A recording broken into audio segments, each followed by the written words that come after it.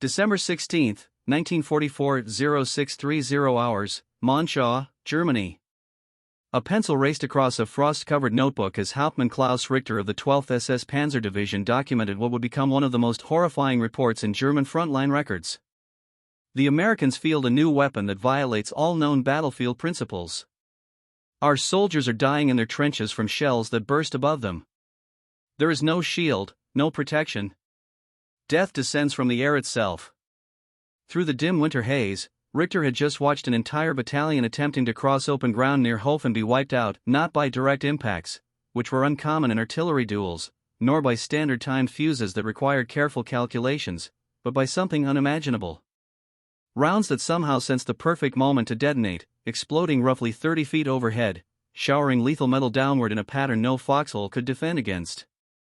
In barely 3 minutes, 702 German troops were dead. Those few who staggered back were so mentally shattered they could only mumble one sentence: Die Luft tötet, the air kills. What Richter could not know was that he had just witnessed the first battlefield use of America's most tightly guarded ground war secret, a device that would increase artillery lethality tenfold, save tens of thousands of Allied lives, and permanently change modern warfare.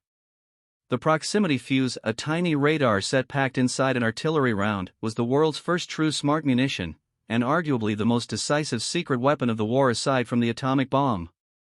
The numbers would soon make its impact undeniable. Where older anti-aircraft shells needed 500 rounds to bring down one plane, proximity-fused shells required only 155.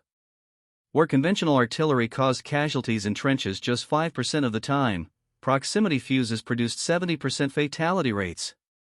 Where London seemed doomed by waves of V-1 flying bombs, proximity-fused guns destroyed 79% of incoming missiles within a month. But the story of this extraordinary invention did not begin in an American laboratory. It began during Britain's bleakest hour, when the nation faced the real possibility of extinction. October 30, 1939, Exeter, England. As the first wartime winter settled over the British Isles, a young researcher named WWII Budman submitted an idea that would change military science. Working with colleagues Edward Shire and Amherst Thompson at the Air Defense Experimental Establishment, Budman proposed what sounded like pure fantasy: an artillery shell capable of sensing its target. This idea arose from grim arithmetic. In World War I, anti-aircraft crews had fired roughly 8,500 shells for every enemy plane shot down. By 1939, aircraft were faster, higher, and harder to hit. The odds were worse. Britain's survival in the expected air war demanded a breakthrough. Budman's concept was simple in theory: using radio waves to sense nearby aircraft and trigger detonation at the ideal distance.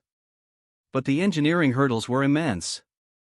Such a fuse had to survive being fired from a gun at more than 20,000 gs, spin at 30,000 revolutions per minute, function between -50 and +100 degrees Fahrenheit, and still detect a target 70 feet away. British scientists built experimental models by June 1940, testing them in rocket-based, unrotated projectiles against balloon targets. The trials proved that the idea worked, but also revealed the major obstacle: no electronics then available could endure the brutal forces created by firing a gun. The solution would arrive unexpectedly from the United States, delivered during Britain's moment of greatest danger by one of history's most significant scientific missions. September 6, 1940, Halifax, Nova Scotia. The Canadian Pacific liner Duchess of Richmond docked with a cargo more valuable than treasure: Sir Henry Tizard and a small black metal box containing every major British wartime scientific secret. The Tizard mission was unprecedented, an embattled nation sharing its most sensitive military technologies with a country that wasn't even at war yet. The delegation settled in Washington on September 12 at the Wardman Park Hotel. Over the next week, they revealed Britain's technological crown jewels: radar innovations, early jet engine designs, advanced explosives, chemical warfare research, and more. Then, on September 19, in a quiet meeting room overlooking Connecticut Avenue, British physicist John Cockcroft presented something extraordinary to a young American scientist summoned for this purpose: Dr. Murray Tuve. Tuve, 39, listen intently. Raised in rural South Dakota, he had spent his youth experimenting with radio equipment alongside his friend Ernest Lawrence, the future Nobel laureate. Only a month earlier, Vannevar Bush had appointed Tuve to head a newly created special division, Section T, tasked solely with developing proximity fuses. Tuve's selection was not random. Earlier that summer, listening to radio broadcasts of the London Blitz with his wife, Winnie, he heard reports of children pulled alive from rubble, entire streets obliterated, and the inability of British air defences to stop the devastation. He turned to his wife with tears forming. There must be a way to stop those bombers. Technology has to be the answer. Now, in that Washington conference room, Cockcroft was placing that answer directly in his hands, though the British design, while brilliant, was still far from practical. No one had solved the fundamental problem. How to make vacuum tubes and electronic circuits that could survive being shot from a gun. Cockcroft was honest about British limitations.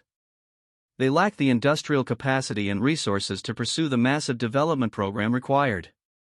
America, with its vast industrial base and protected geography, represented the only hope. Tvedt left the meeting with a mission that would consume the next 5 years of his life and mobilize the entire American electronics industry. The challenge seemed impossible. The solution would require innovations that didn't yet exist, manufacturing techniques never before attempted, and a scale of production that defied comprehension. December 1940, Department of Terrestrial Magnetism, Carnegie Institution, Washington, D.C.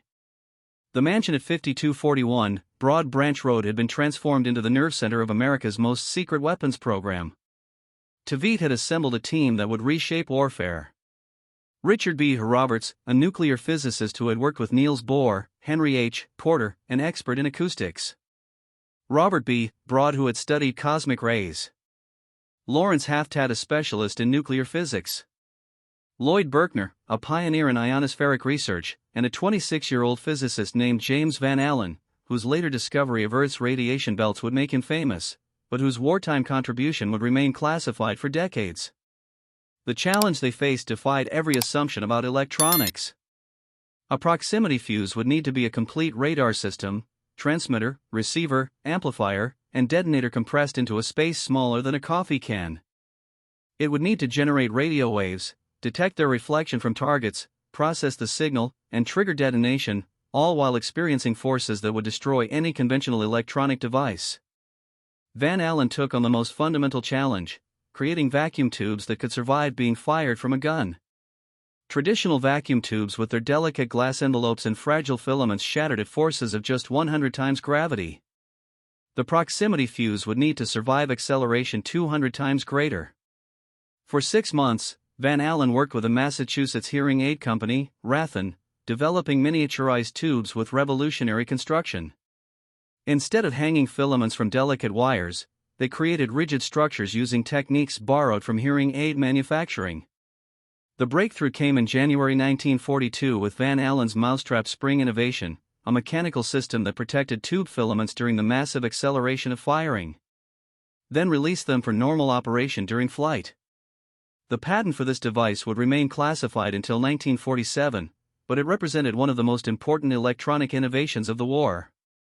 Lloyd Berkner achieved another crucial breakthrough in December 1940, developing a circuit design that used separate transmitter and receiver functions, significantly advancing beyond the British autodyne concept. His innovation allowed the fuse to detect targets at greater distances with higher reliability, essential for effective combat performance. By March 1942, the project had outgrown Carnegie's facilities. Johns Hopkins University established the Applied Physics Laboratory in an abandoned Chevrolet dealership at 8621 Georgia Avenue in Silver Spring, Maryland. The building still smelled of motor oil and rubber when the first scientists arrived, but within weeks it housed the most advanced electronics laboratory in the world. Merle Tuve became APPL's first director, establishing a laboratory culture that would define American weapons development for decades. Signs appeared on every wall. "I don't want any damn fool in this laboratory to save money. I only want him to save time." Another read, "Our moral responsibility goes all the way to the final battle use of this unit. Its failure there is our failure." The technical specifications of what they achieved still seem impossible even by today's standards. The proximity fuse operated as a continuous wave radar system transmitting at 180 to 220 MHz, frequencies that in 1940 were considered the cutting edge of radio technology. The projectile's metal shell body served as the transmitting antenna excited by a small conical antenna in the nose. The entire system employed an autodyne configuration where a single oscillator tube functioned as both transmitter and receiver. An elegance of design born from brutal space constraints. Inside a space barely 5 in long and 2 in diameter, they packed 4 miniaturized vacuum tubes, 130 electronic components, a wet cell battery, safety mechanisms, and the detonator system. The oscillator tube generated a 70 MHz signal with harmonics at 180 to 220 MHz. When these radio waves bounced off approaching targets, they created interference patterns that varied the oscillator loading, producing beat frequencies in the 200 to 800 Hz range. These signals were amplified through a two-stage amplifier, filtered for the specific frequencies that indicated an approaching target, then triggered a Theron gas-filled tube that initiated detonation. The power source represented another seemingly impossible innovation. Traditional batteries couldn't survive the G-forces or provide sufficient power in such a small space. The solution came from National Carbon Company, which developed a revolutionary reserve battery using liquid electrolyte stored in a glass ampoule. The firing shock would shatter the ampoule and centrifugal force from the shell's spin would drive the electrolyte into stacked carbon and zinc plates, activating the battery during flight. This meant the battery had unlimited shelf life before use, but provided full power exactly when needed. Safety systems prevented premature detonation through multiple mechanisms. Centrifugal switches remained open until the shell reached proper spin rate. A 0.5 to 0.7 second arming delay after firing prevented detonation near friendly forces. The sensitivity increased gradually during flight, reaching maximum effectiveness at typical engagement ranges. January 5, 1943. 0800 hours, Southwest Pacific near Guadalcanal. USS Helena's radar detected incoming aircraft, Fortifications 3A Val dive bombers approaching at 12,000 feet. Lieutenant Russell Red Cochran, commanding the aft 5 inches battery, had been briefed on the new ammunition just days before. In the magazine below, gunners loaded shells marked with special green bands, the Navy's indication of proximity fused rounds. Range 8,000 yards in closing, called the rangefinder operator. Cochran watched the approaching planes through his binoculars. In conventional combat, his guns would need direct hits, nearly impossible against maneuvering aircraft. But these shells were different. They only needed to pass within 70 feet of the target. Commence firing. The first salvo erupted from Helena's guns. The shells traced red arcs across the morning sky, passing near the lead val. Nothing happened. They were still too distant. The second salvo followed 15 seconds later. At 5,000 yards from Helena, 11,000 foot altitude, one shell passed approximately 60 feet from the lead bomber. The explosion looked different from anything Cochran had seen before. Instead of the shell continuing past the plane or exploding on impact, it detonated in midair, sending a perfect sphere of fragments outward. The valve's wings sheared off instantly. The engine, peppered with hundreds of steel fragments, burst into flames. The aircraft didn't break apart dramatically. It simply ceased flying, transforming from a controlled dive bomber into a tumbling mass of burning aluminum. Splash 1, called the spotter.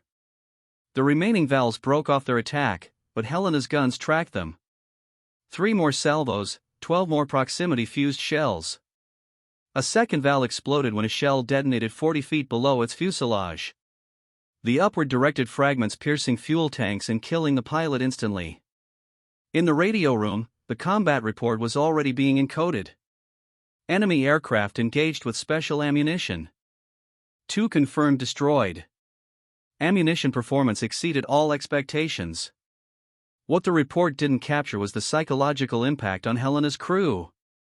Gunner's mate, First Class Anthony Puy, later recalled, "We couldn't believe it. For months, we fired thousands of rounds at planes, maybe hitting one if we were lucky. Now we were knocking them down with just a few shots. It was like God himself was guiding our shells." Samuel Eliot Morrison, the Navy's official historian present in the Pacific, would write, "The smoking fuselages and bright surface bonfires attested the accuracy of anti-aircraft batteries and the efficiency of the super-secret Mark 32 shell fuse. The impact rippled through the Pacific Fleet with stunning speed. On August 12, 1942, even before Helena's combat debut, USS Cleveland had conducted the test that convinced the Navy to stake everything on this new technology. In Chesapeake Bay, the cruiser faced 3 radio-controlled drone aircraft, sophisticated targets that could perform evasive maneuvers. The test was scheduled for 2 days. It lasted less than 2 hours. First drone destroyed with the second burst of proximity-fused shells. Second drone eliminated on the 4th burst. Third drone obliterated on the 1st burst. The Navy observers were so shocked they canceled the remaining tests and immediately ordered mass production. Admiral William Spike Blandy, watching from Cleveland's bridge, turned to his aide. "This changes everything. Every ship in the Pacific needs these rounds immediately." By spring 1943, proximity fuses were flowing to the Pacific in extraordinary quantities. The first 5,000 rounds went to USS Enterprise, USS Saratoga, and USS Helena under the personal supervision of Commander W.S. Parsons, the same officer who would later arm the atomic bomb aboard Enola Gay. Security was absolute. The shells were stored in special magazines with armed guards.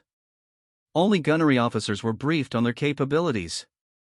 Crew members were told they were special incendiary rounds to explain their different appearance. The statistics from 1943 revealed the transformation. Although proximity fuses comprised only 25% of anti-aircraft ammunition fired, they accounted for 51% of all Japanese aircraft destroyed by naval gunfire. The rounds per kill ratio dropped from 58 for conventional time-fused shells to just 155 for proximity-fused ammunition, a threefold improvement that would only increase as crews gained experience. Gunner's mate, 2nd Class Robert Chen, aboard USS Essex, documented the change in his diary. March 1943, fired 300 rounds at attacking Bettys, no hits. September 1943, new ammunition arrived with green bands. Fired 80 rounds at attacking Vals, destroyed 3. The guys think we've gotten better at shooting. They don't know it's the shells doing the thinking now. June 19, 1944, 1,000 hours, Philippine Sea, 200 m west of Guam. Lieutenant James Van Allen stood on the flag bridge of USS Washington, watching the radar screens fill with approaching contacts. The same James Van Allen, who had developed the shockproof vacuum tubes, now witnessed his invention's ultimate test. The Japanese had launched their entire carrier aviation strength 423 aircraft in a desperate attempt to destroy the American fleet supporting the Marianas invasion. Van Allen had been commissioned in November 1942 and spent 16 months training gunnery officers throughout the Pacific Fleet. He knew every ship was loaded with proximity-fused ammunition. He knew the theoretical effectiveness, but theory and combat were different things. Raid 1 bearing 265 Angels 2069 aircraft announced the Combat Information Center. Admiral Mark Mitcher ordered, "Launch all fighters, gun crews to battle stations." As Hellcat fighters tore into the Japanese formations, those that broke through faced a wall of proximity-fused anti-aircraft fire. Unlike anything in naval history, Van Allen watched from Washington's bridge as the sky filled with black puffs, each one representing a proximity-fused detonation. Japanese planes began falling like rain. A Zero fighter dove on USS South Dakota 1,000 yards from Washington. Van Allen watched the South Dakota's 5-inch guns track smoothly, firing measured bursts. The third shell detonated 50 feet from the Zero. The plane didn't explode. It simply came apart. Wings separating from fuselage, engine falling free, the pilot's body tumbling through space. It was systematic slaughter, Van Allen would later write to his wife. The proximity fuses turned our ships into fortresses. The Japanese pilots were brave. They kept coming even as their squadrons were annihilated. But courage couldn't overcome technology. By day end, the Japanese had lost 315 carrier aircraft plus 50 land-based planes. American losses, 29 aircraft, mostly from operational accidents. The one-sided nature of the battle effectively ended Japanese carrier aviation. They would never again launch a conventional carrier strike. Their next major tactic would be born from desperation. Kamikaze aboard USS Bunker Hill, aviation radio man Charles Calhoun recorded, "We could see them falling everywhere, in flames, in pieces, intact, but dead."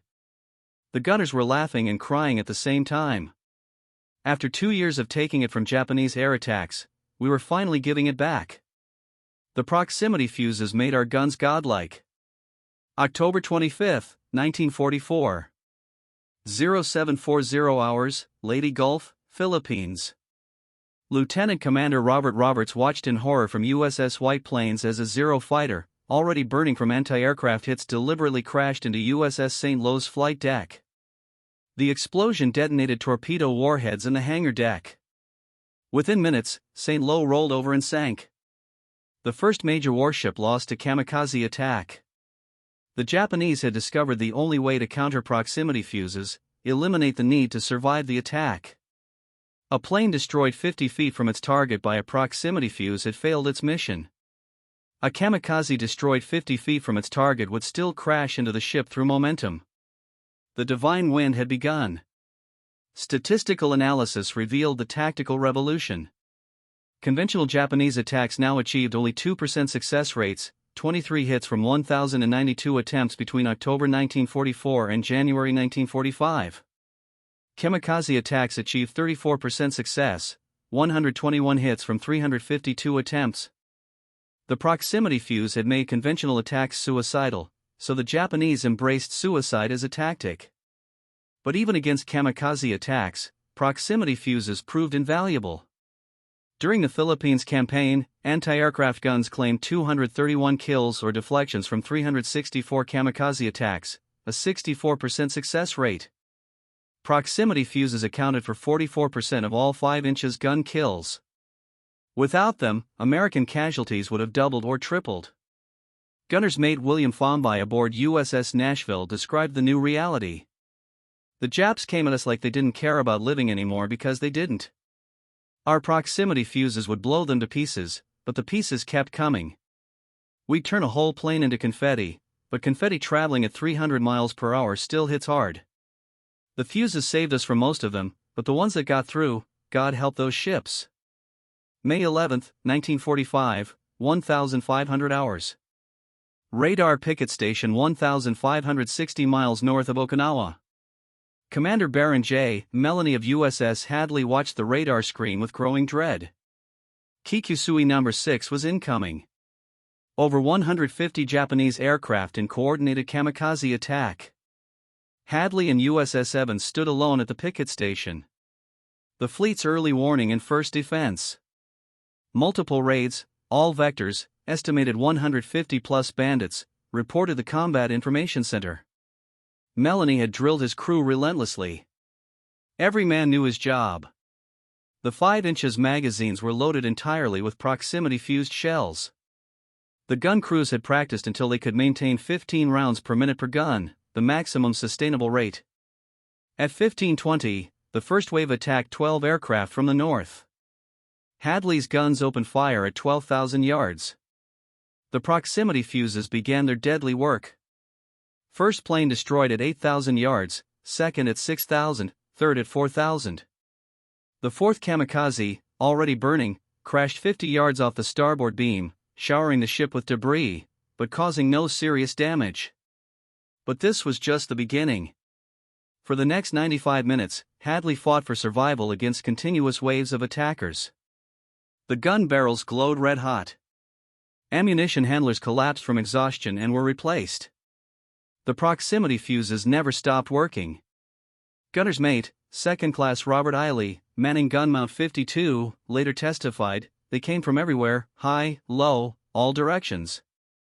The proximity fuses were beautiful. We fire and 3 seconds later there'd be an explosion and burning pieces falling. Fire again, another explosion. It was like a rhythm. Boom! Boom! Boom! Wait. 3 seconds. Explosion. Boom! Boom! Boom! Explosion. At 16:15, Hadley's luck ran out. 3 kamikazes, all heavily damaged by proximity fuse explosions but still flying, crashed into the ship in quick succession. A bomb from a 4th aircraft exploded in the after-engine room. Hadley was devastated. 30 killed, 68 wounded, engineering spaces flooded, fires raging. But the ship survived and the gun crews kept fighting. Even as damage control parties fought fires and flooding, the forward guns continued engaging attacking aircraft. When the action ended at 16:55, Hadley had shot down 23 aircraft, an all-time record for a destroyer in a single engagement. Commander Mellon's after-action report stated, "The proximity fuse was indispensable to our survival. Without it, we would have been overwhelmed in the first 20 minutes. Even damaged and burning, the fuses allowed us to continue defending ourselves when conventional ammunition would have been useless against such numbers." The Okinawa campaign's final statistics were sobering. 1,900 Japanese aircraft in kamikaze attacks. 368 U.S. ships damaged, 34 sunk, 497 sailors killed, 4,824 wounded. Yet post-war analysis concluded that without proximity fuses, casualties would have exceeded 15,000 with over 100 ships sunk. The proximity fuse had made the difference between painful victory and potential defeat. June 13, 1944. 0400 hours, London. The distinctive pulse-jet engine sound echoed across the city. A harsh buzzing that would soon terrorize millions. The first V-1 flying bomb of the main offensive impacted in Grove Road, Bethnal Green, killing 6 civilians, including Mrs. Carrie Harrison, who became the first London victim of Hitler's revenge weapon. But unlike the Blitz of 1940-41, London now possessed a defense that would have seemed miraculous 4 years earlier. On June 12, one day before the V-1 offensive began and 6 days after D-Day, Winston Churchill had made a decision that would save thousands of lives. Against the advice of security officials who feared the technology would fall into German hands, Churchill authorized the use of proximity fuses for London's defense. General Sir Frederick Pyle, commanding Anti-Aircraft Command, had deployed 500 heavy anti-aircraft guns, British 3.7-in and American 90mm weapons in a defensive belt south of London. Each gun was linked to SCR-584 microwave radar and M9 electronic gun directors, creating an automated defensive system. But without proximity fuses, even this sophisticated system achieved only 24% success rates in the first week. Squadron leader Prudence Hill, serving in the filter room at RAF Stanmore, tracked the transformation. The first week was terrifying. "We plot dozens of V-1s approaching London, and most got through. The guns were firing constantly, but hitting almost nothing. Then something changed in the second week. Suddenly, the guns started destroying everything. The plotting board showed V-1 after V-1 disappearing 10 miles from London. What Hill witnessed was the arrival of proximity fuses flown directly from American production lines. By the second week, gunners were destroying 46% of engaged V-1s, third week, 67%. Fourth week, 79%. The improvement was so dramatic that German intelligence reported to Hitler that the British must have developed a secret anti-root weapon. Gunner Sergeant Kenneth Brown of the U.S. 184th AAA Gun Battalion station near Biggin Hill described the transformation. "With regular shells, we had to predict exactly where the buzz bomb would be and when. 1 second off, 1 degree wrong, and we'd miss. With proximity fuses, we just had to get close. The shell would do the rest." It was like going from throwing darts blindfolded to throwing them with your eyes open. On August 28, 1944, the defensive system achieved its ultimate success. Early warning radar detected 104 V-1s launched at London. The proximity fused guns destroyed 96. The RAF fighters got 4. Only 4 reached London. The V-1 threat to London was effectively neutralized. The statistics told the story.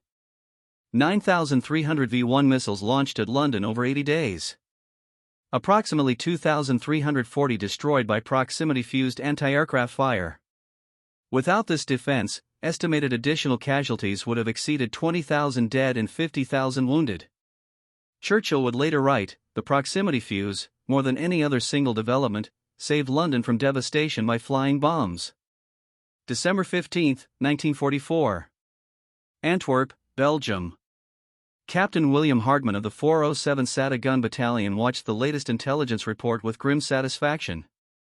In the past 24 hours, his battalion had destroyed 89 of 92 V-1s targeted at Antwerp Harbor, a 97% success rate that would have been fantasy just weeks earlier. Antwerp was the vital lung through which the Allied armies in Europe breathed. Through its 26 miles of docks flowed 25,000 tons of supplies daily. Food, ammunition, fuel, medical supplies. Without Antwerp, the Allied advance into Germany would strangle. Hitler knew this. Between October 24, 1944 and March 27, 1945, Germany would launch 4,900 V1s at Antwerp, more than half the number fired at London. The defense of Antwerp had started poorly. In early November, conventional time-fused shells achieved only 40% success rates. V1s were impacting the port area at a rate of 30 per day, threatening to close the vital supply line. Then in mid-December, a Lancaster bomber made an emergency landing at Antwerp Airport. Its cargo 10,000 proximity fuses flown directly from Cincinnati on Churchill's personal order. Technical Sergeant Joseph Crack, operating an SCR 584 radar unit, witnessed the immediate change. Before proximity fuses, we track a buzz bomb perfectly, feed perfect data to the guns, and watch our shells explode behind, in front, above, below, everywhere but on target. After proximity fuses, same tracking, same data, but now every gun burst meant a dead buzz bomb. It was like someone had given us guided missiles. The German V1 cruised, launching from sites in Holland, couldn't understand what was happening. Launch sites that had successfully delivered 80% of their missiles to Antwerp suddenly saw 90% destroyed in flight. They increased launch rates. They varied launch times. They tried flying V1s at different altitudes. Nothing worked. The proximity fuses destroyed them all with mechanical efficiency.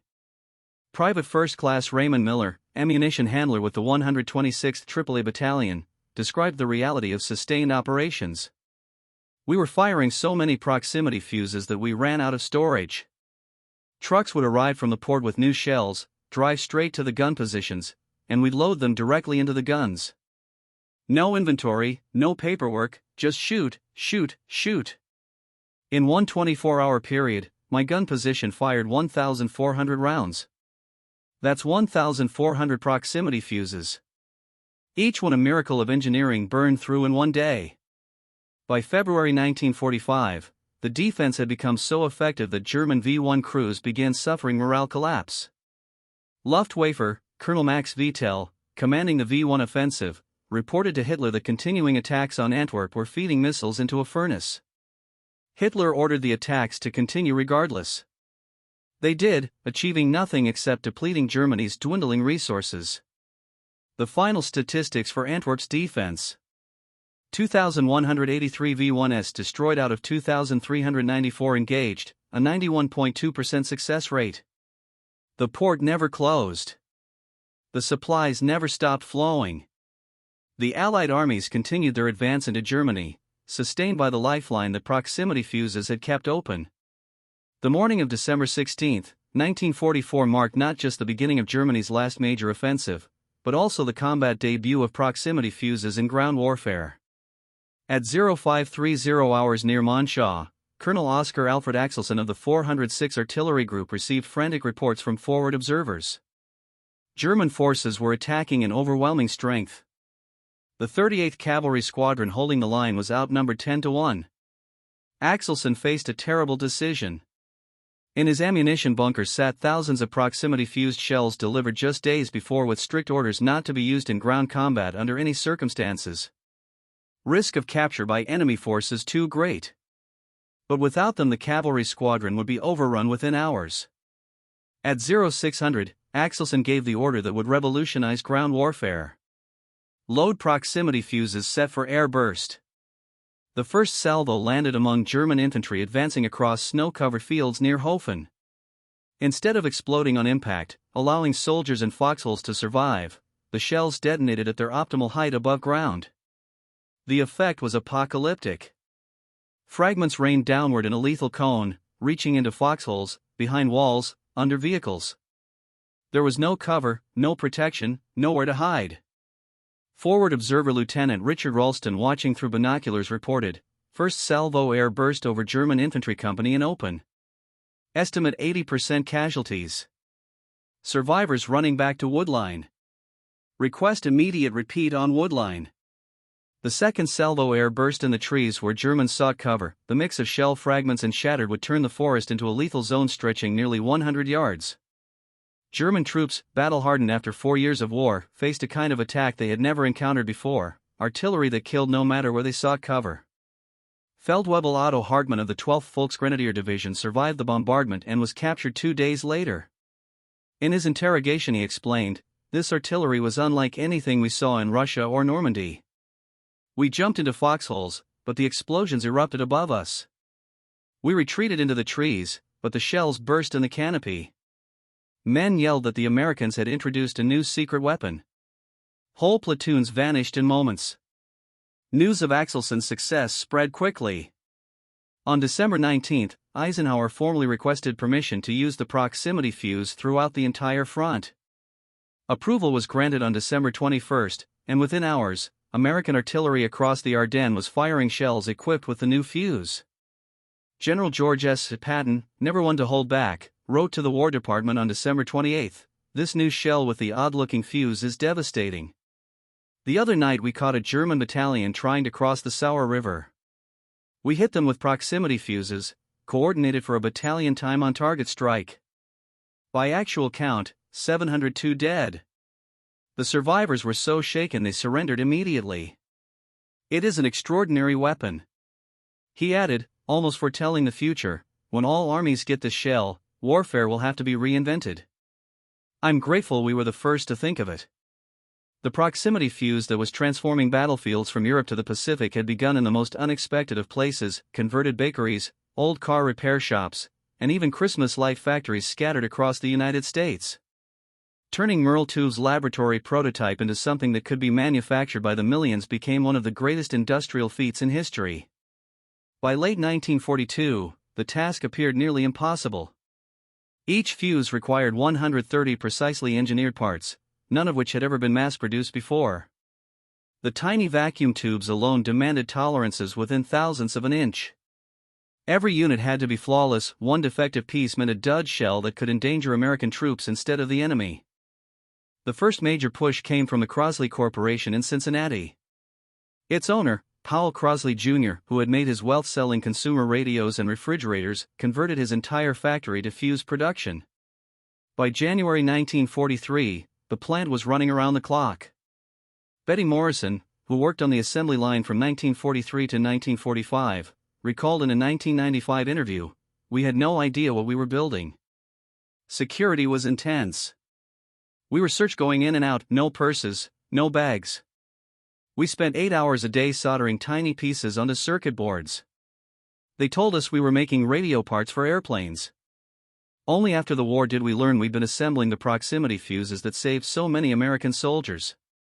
Production numbers grew at staggering speed: 500 units per day in December 1942, 8,000 per day by June 1943, and 40,000 by December of that year. By spring 1944, U.S. factories were turning out 70,000 proximity fuses every day, more than Germany produced in conventional fuses per month. Sylvania Electric Products in Ipswich Mills, Massachusetts, became the largest manufacturer. Employing 10,000 workers, 80% of them women, the plant had risen from farmland in just a year and a half. It produced 100 million miniature vacuum tubes and achieved a daily output of 400,000 tubes, nearly two-thirds of America's entire pre-war production. The human cost surfaced only decades later. Workers had handled beryllium to solder connections, unaware of its deadly toxicity. In 2003, Pat Vlahos shared the story of his mother, who had worked in the Sylvania facility. She was diagnosed with malignant mesothelioma in 1983. She said she didn't know what they were building. It was all secret. The beryllium she handled every day for 3 years killed her 40 years later. The production statistics tell their own story of American industrial might. 87 companies, 110 factories, 80,000 workers at peak production. From university laboratories to Christmas light factories, from hearing aid companies to automobile parts manufacturers, America transformed its industrial base to produce the world's first smart weapon. The cost reduction achieved through mass production was equally remarkable. First units in 1942, $732 each, equivalent to $11,514 in $20. By 1945, $18 each, equivalent to $256 in 2020. A 97.5% cost reduction while maintaining 80% operational reliability. A manufacturing miracle that only American industry could achieve. The proximity fuse program's security rivaled that of the Manhattan Project, and for good reason. If Germany or Japan had captured and reproduced the technology, the Allied advantage would have vanished overnight. The security measures implemented were extraordinary, creating a fortress of secrecy that held throughout the war. Captain S.R. Shoemaker of the Naval Bureau of Ordnance invented the deliberately misleading name variable time fuse specifically to cloak the significance of the device.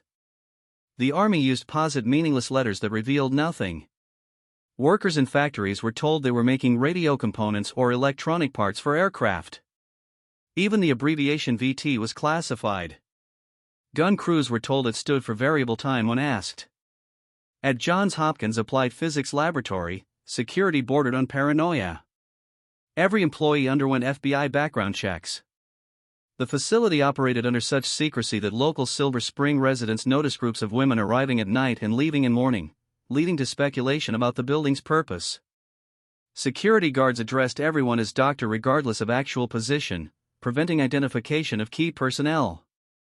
The close calls were numerous and terrifying. In July 1943, a dud proximity-fused shell fired from a destroyer landed on a beach in Sicily. Headquarters immediately dispatched a special recovery team by air to retrieve it before German forces could find it. They succeeded, but the incident led to new regulations restricting proximity fuse use over land until the Battle of the Bulge.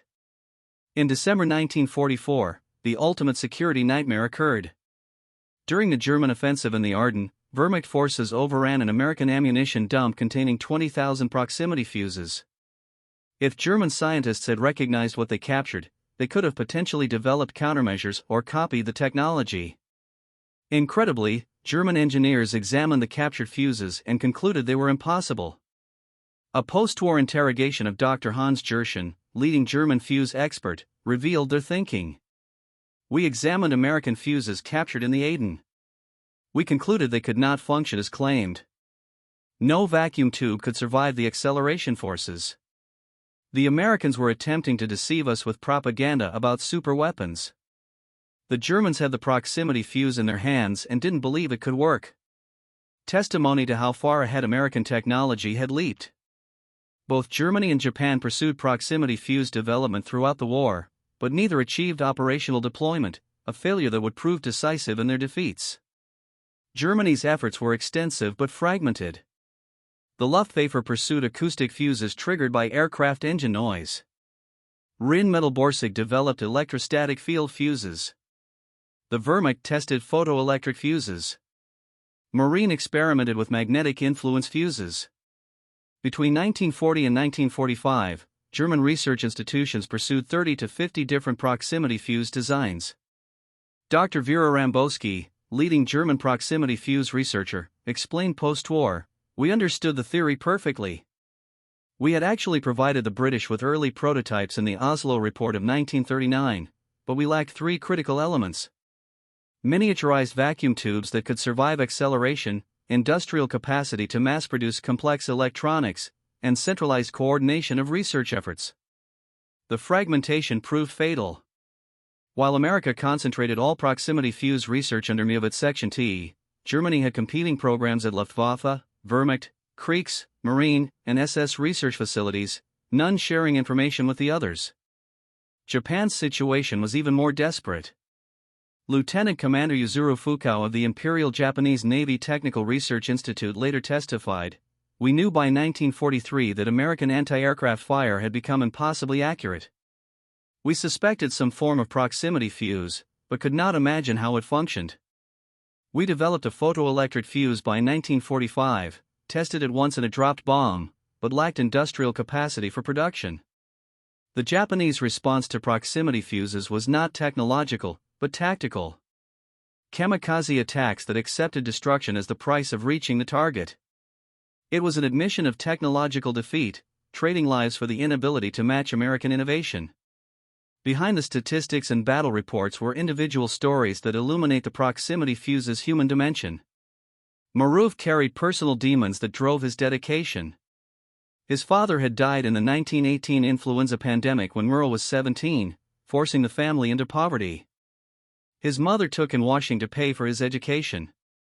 The laboratory walls displaying "save time, not money," reflected his understanding that in war, delay meant death. After particularly difficult tests, colleagues would find him alone in his office at 3 a.m., staring at casualty reports from the Pacific, calculating how many lives faster production might save. James Van Allen's transformation from physicist to naval officer proved equally profound. After developing the shockproof vacuum tubes, he insisted on combat duty to witness his inventions in action. Aboard USS Washington during the Philippine Sea Battle, he watched his tubes protecting the sailors he served alongside.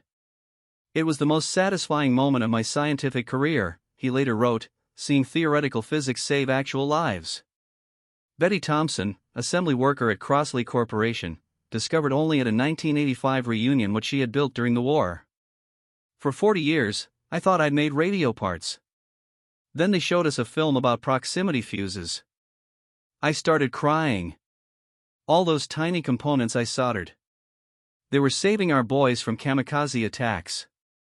We had no idea we were building miracles." Lieutenant Robert Cochran, who fired the first proximity fuse combat shots from USS Helena, carried the weight of that moment his entire life. In a 1975 interview, he reflected, "I knew we were firing something special. The security briefing made that clear. But when I saw the Japanese plane just come apart in midair without being hit directly, I realized we had something that would change everything. It was like being present at the invention of gunpowder." Technical Sergeant Marie Collins, one of the few women permitted inside the Applied Physics Laboratory, worked on quality control testing.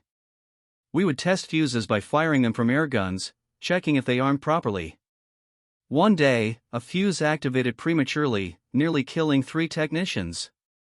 We realized then that we weren't just building electronics. We were building weapons that had to be perfect or Americans would die." The German perspective proved equally telling. Henman Klaus Richa, who witnessed the first ground combat use of proximity fuses at Monshaw, survived the war as a prisoner in 1965, teaching at the reformed German General Staff College. He would tell his students, "The Americans possessed a weapon that made traditional defensive tactics obsolete overnight. In minutes, centuries of military doctrine became worthless." That is the power of technological superiority. The proximity fuse's impact can be measured in stark mathematics that reveal its decisive contribution to Allied victory. Naval warfare statistics tell the clearest story. Pre-proximity fuse 1942. 500 to 2,000 rounds per aircraft destroyed depending on conditions. With proximity fuses, 1943 to 1945, 155 rounds per aircraft destroyed. Improvement factor 600 to 1,200%. During the entire Pacific War, proximity fuses destroyed an estimated 4,000 Japanese aircraft. Post-war analysis concluded that without proximity fuses, only 650 of these would have been destroyed by conventional ammunition. The 3,350 additional aircraft destroyed by proximity fuses would have killed an estimated 8,000 American sailors and sunk 40 to 50 additional ships. The V1 defensive campaign provides equally dramatic numbers. London. 2,340 V1s destroyed by proximity fuses. Without them, based on week 1 success rates, only 560 would have been destroyed. The additional 1,780 V1s would have killed an estimated 9,000 civilians and wounded 25,000. Antwerp's defense was even more remarkable. 2,183 V1s destroyed from 2,394 engaged. 91.2% success rate. Without proximity fuses, achieving only the 40% rate of conventional shells, 1,400 additional V1s would have impacted the port area, likely closing Antwerp and strangling Allied operations in Northwest Europe. Ground combat statistics from the Battle of the Bulge. 200,000 proximity fused shells fired in 2 weeks. Estimated German casualties from proximity fuses, 10,000 to 15,000. Traditional artillery would have achieved perhaps 2,000 casualties with the same ammunition expenditure. The psychological impact, entire units surrendering rather than face air burst bombardment, cannot be quantified, but clearly contributed to the German offensive failure. Production statistics reveal American industrial supremacy. 2273 for 81 proximity fuses manufactured, 87 companies involved, 110 factories operating, 80,000 workers at peak production, $1 billion investment, equivalent to $15 billion today. The cost per kill analysis proves remarkable efficiency. Average cost of proximity fuse by 1945, $18. Average conventional rounds required per aircraft kill 500 at $2 each equals $1,000. Proximity fuse rounds per kill. 155 at $18 each equals $2,790. While proximity fuses cost more per kill, they achieve the kill with 69% fewer rounds, reducing gun barrel wear, crew fatigue, and logistical burden while dramatically increasing defensive success rates. The proximity fuse's importance was recognized at the highest levels of Allied leadership with testimonials that place it among the war's most decisive technologies. Vannevar Bush, director of the Office of Scientific Research and Development, provided the most comprehensive assessment. The proximity fuse created a seven-fold increase in the effectiveness of 5-inch anti-aircraft artillery in the Pacific, formed an important part of the radar-controlled anti-aircraft batteries that finally neutralized the German V-1 attacks on London and fundamentally changed the tactics of land warfare beginning at the Battle of the Bulge. No other development save radar and the atomic bomb had comparable impact on the war's outcome. General Dwight Eisenhower's evaluation carried special weight given his strategic perspective. If the Germans had succeeded in perfecting and using these new weapons 6 months earlier than they did, our invasion of Europe would have proven exceedingly difficult, perhaps impossible. The proximity fuse gave us a decisive advantage at the critical moment. Secretary of the Navy James Forstall declared to Congress in 1945, "The proximity fuse has helped blaze the trail to Japan. Without the protection this ingenious device has given the surface ships of the fleet, our westward push could not have been so swift, and the cost in men and ships would have been immeasurably greater." Admiral Willis Ching Lee, commander of battleships in the Pacific, was typically direct. The proximity fuse made the kamikaze survivable. Without it, we would have lost half the fleet at Okinawa. General George Patton's assessment combined tactical appreciation with strategic vision. The proximity fuse won the Battle of the Bulge, but more than that, it showed us the future of warfare. Weapons that think for themselves. Thank God we got it first. Winston Churchill, writing in his memoirs, provided a statesman's perspective. The proximity fuse saved London from the flying bomb. It was a weapon of defense that proved more valuable than any offensive weapon save the atomic bomb itself.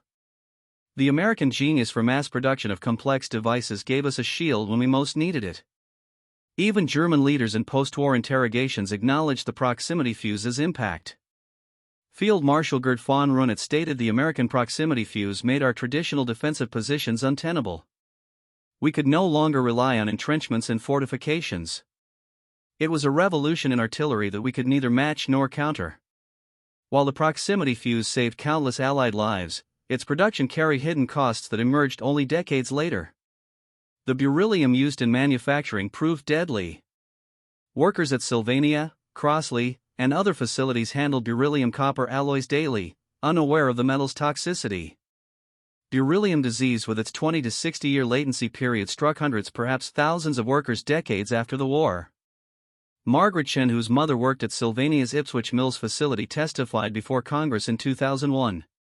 "My mother soldered proximity fuse components for 3 years. She was proud of her war work. In 1978 she developed beryllium disease. She died in 1983, drowning in her own lungs. She was a casualty of war just 40 years delayed."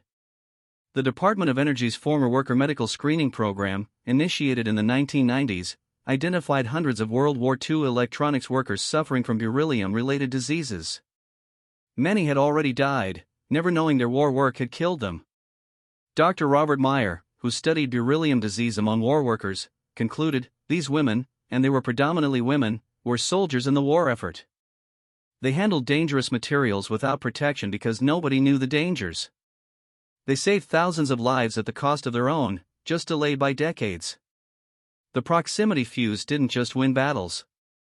It revolutionized military doctrine, forcing a complete reconsideration of tactics that had evolved over centuries. Artillery tactics transformed overnight. For 500 years, since the introduction of gunpowder, artillery had been primarily a direct fire or ground burst weapon. Soldiers protected themselves by digging in. The proximity fuse made entrenchments death traps.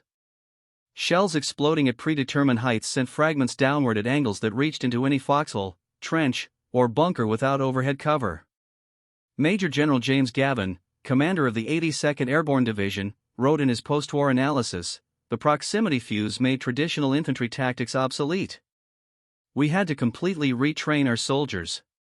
Dispersion became essential. Overhead cover became mandatory. Movement replaced entrenchment as the key to survival. Naval tactics experienced equal transformation.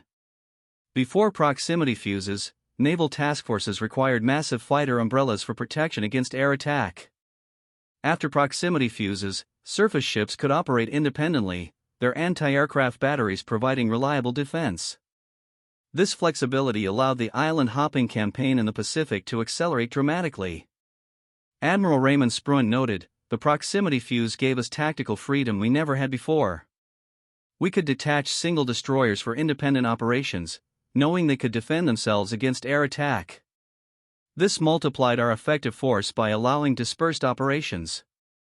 Air defense doctrine evolved from statistical barrage to precision engagement. Pre-proximity fuse doctrine called for filling the sky with shells, hoping for lucky hits. Post-proximity fuse doctrine emphasized controlled aimed fire with high kill probability. Gun crews transitioned from volume firers to precision marksmen. The proximity fuse represented the first great example of successful Anglo-American technology transfer. A model that would define Allied cooperation throughout the war and into the Cold War. The British provided the concept and initial research. The Americans provided industrial capacity and resources. The combination proved unbeatable. Neither nation alone could have developed and deployed proximity fuses in time to affect the war's outcome. Sir Henry Tizard, reflecting on the technology transfer, wrote, "We gave the Americans our ideas. They gave us back millions of weapons. It was the best trade Britain ever made." The success established patterns of cooperation that continued post-war. The proximity fuse project became the template for NATO technology sharing, intelligence cooperation, and joint weapons development that characterized the Cold War Western Alliance.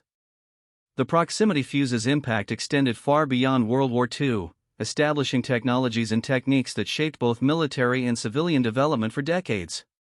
The miniaturization techniques developed for proximity fuses directly influenced transistor development and integrated circuit design. James Van Allen applied shock hardening methods learned from proximity fuses to instruments aboard Explorer 1, America's first satellite, which discovered the Van Allen radiation belts. The organizational model, university laboratories partnering with industry under government coordination, became the template for Cold War research. Johns Hopkins Applied Physics Laboratory, created specifically for proximity fuse development, continues as one of America's premier defense research institutions, having contributed to everything from submarine-launched ballistic missiles to space exploration. Quality control procedures developed for proximity fuses requiring 80% reliability under extreme conditions established new standards for aerospace and defense industries. The statistical process control methods pioneered by Western Electric for proximity fuse production became standard throughout American industry. The proximity fuse itself evolved into modern smart weapons. Today's radar-guided missiles, laser-guided bombs, and GPS-directed munitions all trace their lineage to the first smart weapon, the proximity fuse. The concept of a thinking weapon, one that could make decisions without human intervention, began with Merle II's vacuum tubes. In May 1945, American technical intelligence teams racing through defeated Germany made a shocking discovery. In underground facilities and hastily abandoned laboratories, they found extensive German proximity fuse research, far more advanced than anticipated, but still years from deployment. Colonel Howard Dixs, leading Technical Intelligence Team 314, reported from the Luftwaffe Research Facility at Fulkenroa. The Germans had proximity fuse programs at every major research institution. They understood the principles perfectly. They had designs that might have worked. What they lacked was our industrial capacity to transform laboratory prototypes into mass production. The evidence was overwhelming. At Peenemünde, where V-2 rockets were developed, researchers had tested acoustic proximity fuses. At Rechlin, the Luftwaffe test center, photoelectric fuses underwent evaluation. The marine facility at Kiel had developed magnetic influence fuses for naval shells. Dr. Albert Speer, Hitler's armaments minister, explained during interrogation, "We knew about proximity fuses from captured American shells in December 1944. Our scientists said they were impossible. No electronics could survive such forces. When we finally believed they were real, it was too late. We lacked the vacuum tube technology, the production facilities, and most importantly, the time." The German failure revealed the proximity fuze true achievement, not just technical innovation, but the marriage of science and industry on a scale only America could achieve in 1940s wartime conditions. Japanese attempts to understand proximity fuses proved even more futile. Post-war interrogations revealed complete bewilderment about American anti-aircraft effectiveness. Admiral Tsutoyota, Commander-in-Chief of the Combined Fleet, testified, "By 1944, American anti-aircraft fire had become supernatural in its accuracy. Our pilots reported shells that seemed to chase their aircraft, exploding at exactly the right moment. We assumed it was a new type of radar control, never imagining the shells themselves contained radar." Captain Mitsuo Fuida, who had led the Pearl Harbor attack, survived multiple encounters with proximity-fused anti-aircraft fire. He recalled, "During attacks on American carriers in 1944, I watched experienced pilots simply disintegrate in midair, their aircraft shredded by shells that exploded without hitting them. We had no explanation. Some pilots believed the Americans had developed a death ray." The Japanese response, kamikaze tactics, represented technological defeat. Unable to match American innovation, they resorted to turning pilots into guided missiles, accepting certain death to achieve any damage at all. While Germany and Japan failed to develop proximity fuses, the Soviet Union succeeded through espionage. Julius Rosenberg, working at Emerson Radio and Phonograph Corporation, stole a complete proximity fuse in 1944, delivering it to Soviet intelligence. The theft remained unknown until Rosenberg's arrest in 1950. By then, Soviet forces had deployed their own proximity fuses based entirely on American designs. The Korean War saw Communist forces using proximity-fused anti-aircraft shells against American aircraft. American technology turned against its creators. David Greenlass, Rosenberg's brother-in-law, who testified against him, stated, "Julius was proud of stealing the proximity fuse. He said it was more important than the atomic bomb information because it could be used immediately." He was probably right. Military historians consistently rank the proximity fuse among World War II's three most decisive technologies, alongside radar and atomic weapons. But unlike the atomic bomb used only twice, proximity fuses saw continuous combat use from January 1943 through August 1945, affecting thousands of engagements. Dr. Arnold Kramer, military historian at Texas A&M University, concluded, "The proximity fuse killed more enemy soldiers, saved more Allied lives, and influenced more battles than any other secret weapon of World War II. It was the war's most effective secret weapon because it was used everywhere all the time with devastating effect." The statistics support this assessment. An estimated 25,000 enemy aircraft destroyed or damaged by proximity fuses. Over 5,000 V-1 flying bombs destroyed. Tens of thousands of enemy soldiers killed by proximity-fused artillery. Allied lives saved numbered in the hundreds of thousands. But beyond statistics lay transformation. The proximity fuse changed how wars were fought, introducing the age of smart weapons. It demonstrated that technological superiority could provide decisive military advantage. It proved that democratic nations mobilizing civilian science and industry could out-innovate totalitarian regimes. Behind every proximity fuse lay human stories of innovation, sacrifice, and determination. Merle Tuve never recovered from the war's intensity. Colleagues found him in 1946 sitting alone in his empty laboratory at Johns Hopkins weeping. "All those boys who died while we were still developing the fuse," he said. "If we'd been faster, even by weeks, how many would have lived?" He spent his remaining years in astronomical research, seeking distance from weapons development. James Van Allen parlayed his wartime experience into pioneering space research. The shock-hardening techniques he developed for proximity fuses protected instruments on early satellites. When asked about his wartime work, he would say simply, "I helped save lives. Everything else I've done pales in comparison." The women who assembled proximity fuses, Betty Morrison at Crossley, Marie Collins at Johns Hopkins, thousands of others whose names are lost, carried their Secret Service quietly. Most never knew what they built until decades later, if at all. Their nimble fingers and patient precision saved countless lives half a world away. The soldiers and sailors who fired proximity fuses understood their value immediately. Gunner's mate Anthony Puy of USS Helena spoke for many. "Those green banded shells were like having God on our side. Every time we loaded one, we knew some American pilot or sailor would live because of it."